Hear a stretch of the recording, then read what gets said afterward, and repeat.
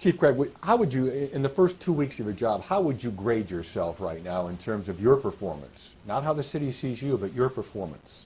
You know, I would, I'm going to be humble when I say this. I mean, I think I've done a good job. You know, certainly internally, I feel like I'm not moving fast enough. You talk to the rank and file, they might say, no, you're moving fast enough.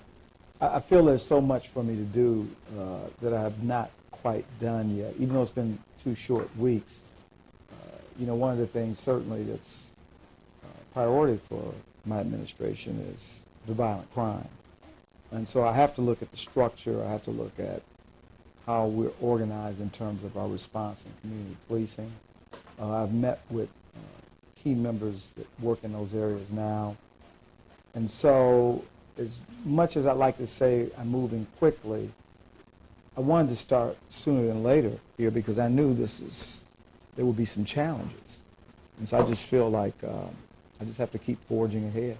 In terms of handling the situations last week at the over the Rhine and the incident on the Fountain Square, how would you rate yourself in terms of how you and the department have handled those? I feel very good about that. I mean, I have to give all the credit to the great work, not only to the officers that were involved in this unfortunate incident and the way they handled it. I mean, certainly when you look at the Friday night incident and the bravery, the courage that was demonstrated when an officer was under fire. Those are very difficult situations. And then the subsequent follow-up investigation by the detectives who frankly worked nonstop 48 hours. Because on the heels of the Friday event, then we had the incident on Saturday.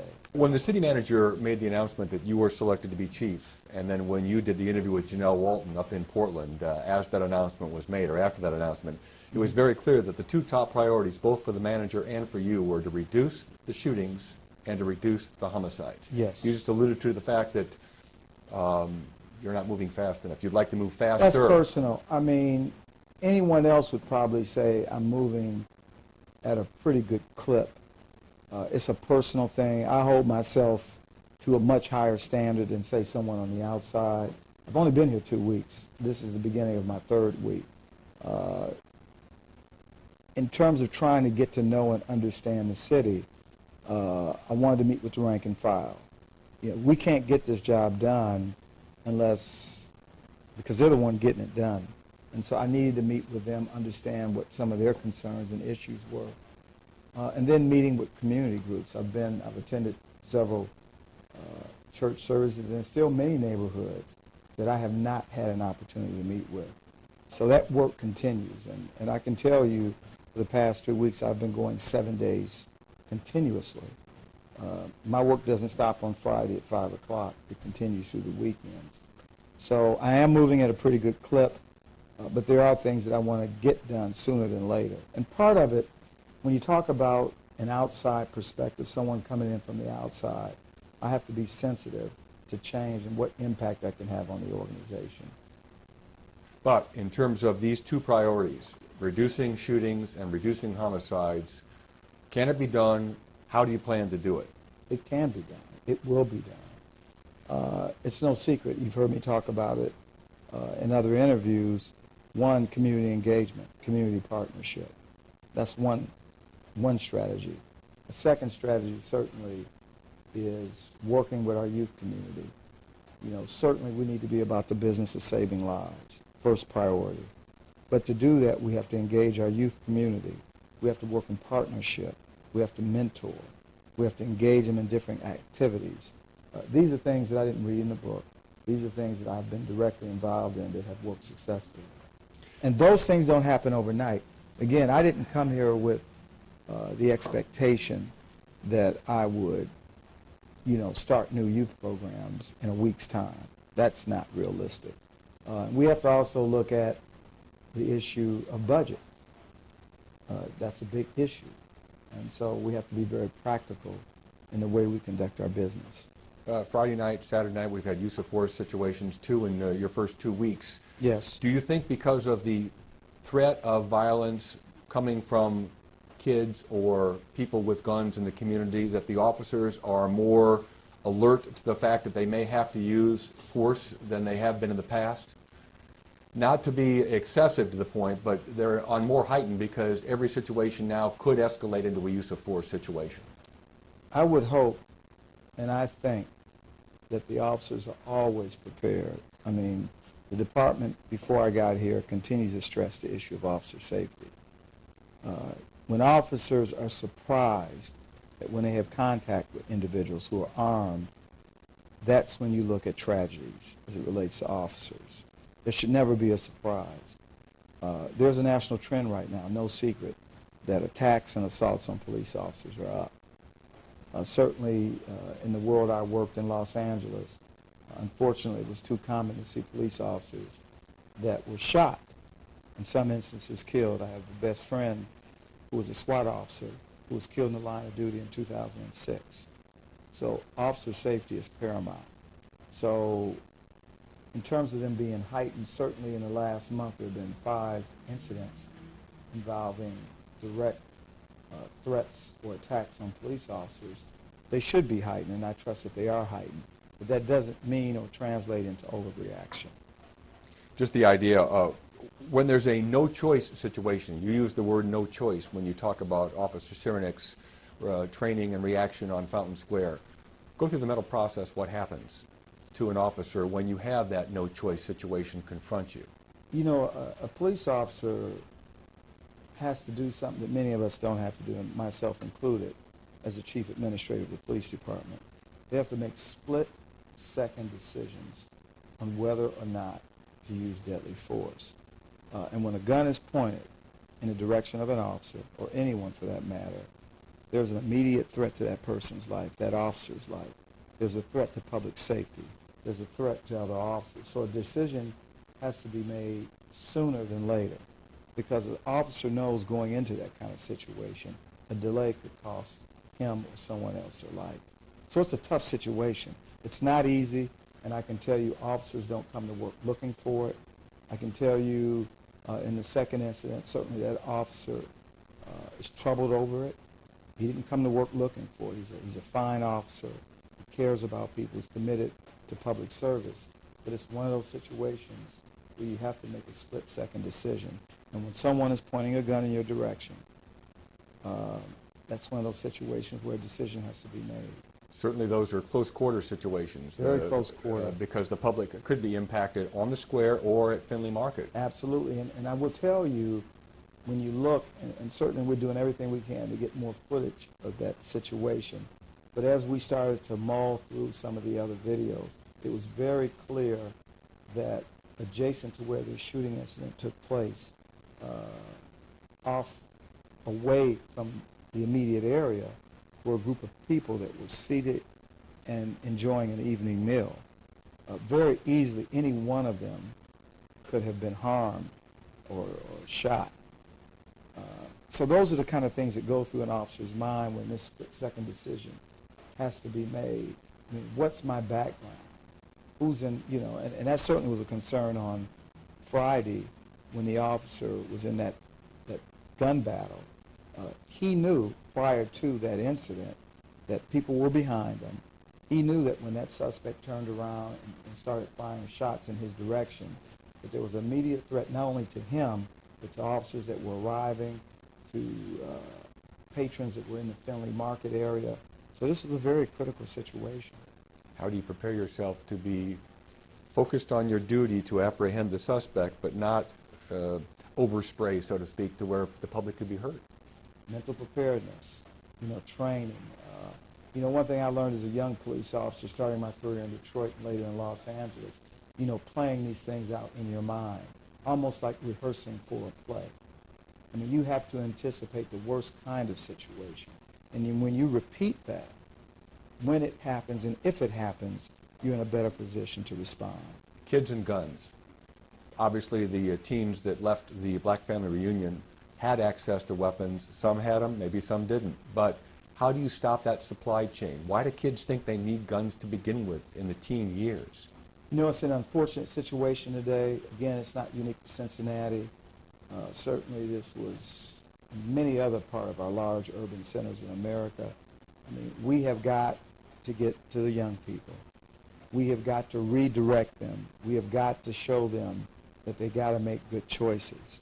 But sometimes decisions they make as young people are decisions that will stay with them for the rest of their lives. As many times as I have said, that when you talk about two young people, one who is a suspect in a shooting and another one who is mortally wounded, you have two losses. We have got to be about the business of saving lives. We have got to help these young people make choices, and the caretakers, the parents, older siblings are as responsible. This is not just a police thing. This is a community thing. We are all responsible. I've called on church leaders, educators, professionals in my field to come together and let's make a difference. This is not just a police issue. We are all responsible for changing the direction of what's been going on. And you made it clear yesterday outside when we interviewed you outside the Buzz that you don't want people to be engaged in word only. That has to be Absolutely. indeed. Indeed. And I've heard a lot of talk in many places. And I'm not talking Cincinnati. I've only been here for a very short time, and I can tell you there are a lot of organizations, a lot of good people doing great work. I believe in my short time here, my initial assessment is that we need to all come together under one umbrella with a focus of abating this violence. I know that the people here wanted to cease and wanted to stop, but we need to focus our energies. And since these tragedies over the weekend, I've gotten a number of calls. People are interested. Now it's time to start doing the work. You mentioned yesterday also you have some initiatives in mind to help curb the shootings, to help curb the violence that you were going to wait for maybe a little while to implement, but you said you may have to move them up. What things yes. are you thinking about that you want to move up to try to curb this violence? First of all, community engagement. You know, my initial look, and this is certainly not a criticism of the police department because they've done a fine job in working in partnership with communities. I think it's now time to take it to the next level. I want to make sure we're engaging our street workers, people who are engaging people that are prone to involve themselves in violent acts. I want to make sure they're part of the equation, and I'm talking about serve. We're looking at that. I am looking very quickly, prior to meeting with you this morning, I have met with, and I'm talking with our community policing folks about redefining and restructuring how community policing is conducted here in the police department. Right now it sits in our operational side of the department. I'm a believer that because community policing is so important, it needs to work directly out of my office. And so some of the changes that you will see will take on that character. It's very important. I know it because it works. We have CPOP here that's already fairly good established. You're saying it needs to go to that next level. Go to the next level. And again, not a criticism. Again, I'm too new. The way we look at our crime analysis, I see gaps. I'm looking to bridge that so that we can all collectively be on the same sheet. Again, a lot of great work, a lot of good technology that's being used here in the police department. And so again, after 2 weeks, these are the small things that I'm starting to see that I want to move quickly ahead on. Davon Mullen's mother yesterday said it was out of character for her son to have had a gun. Is she living in a real world, do you think? I can't speak to what's in her mind. I didn't know her son. What was her impressions? I won't dispute that. Factually, something happened on Saturday night. He had possession of a gun. Don't know why. Maybe in the coming days or weeks we'll know better. But I certainly won't criticize or say she's not living in a real world. She raised her son, and she knew her son to be one way, and I respect that. You have a different impression, though, based on the facts that you've heard so far. I know what happened on that terrible night. I know that he was armed with a gun. Sometimes in life people make mistakes. Sometimes it's a single mistake. And sometimes when they make that one mistake, those are the kind of mistakes that they have to live with for the rest of their lives. In this case, you know, a young man lost his life. The mother lost her son. I am sensitive to that. That's a tragedy. And where the failure is, we don't know. Can we blame the schools? Can we blame the parents, the older siblings? I don't know the answer to that. I don't know that situation that young man was living in. The idea, some people say that there are no gangs in Cincinnati, it's just organized groups maybe. Is that kind of a real world analysis or not? I mean, you know gangs from LA, obviously. I do know gangs. It's too early for me to make a real assessment. I do believe gangs exist here. I believe that groups exist. I think that the so-called gangs or wannabe gang members are not very organized. And I will tell you, there will be a zero tolerance on this type of violence. And I'm not saying declare war on gangs. It's not about declaring war, but we need to be about the business of intervention and prevention. We have to show young people with love that they can make other choices. And we're going to help them do that. And in fact, I just heard recently from a contact I had in the community, I know that the Bengals football organization, some of the players are very interested in continuing with the work they do with youth and may want to partner with the police department in that effort. So I'm excited about that opportunity. The idea of layoffs. Should the department go with fewer officers? Obviously, the budget crisis is very serious. Very serious. You know, certainly no one likes layoffs. As I've said before, I was a victim of a layoff as a police officer in Detroit. Yes, sir. And so, I mean, if it was my choice, I wouldn't want to lay off, but I'm also sensitive to the budget situation. If we get to a place and we have to lose officers, that there is a staffing reduction, this department will continue to function. We will be more efficient. We're moving in that direction now.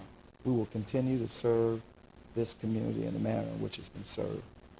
So, again, I don't want to see it happen, but if it has to happen because of budget, I understand.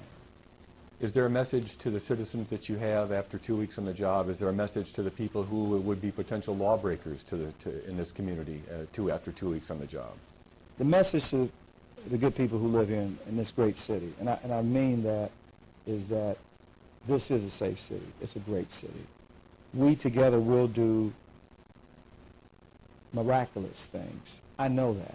Because the thing that I see in Cincinnati is that there are people here across the city who want to do the good work, who want to roll their sleeves up, who want to get engaged.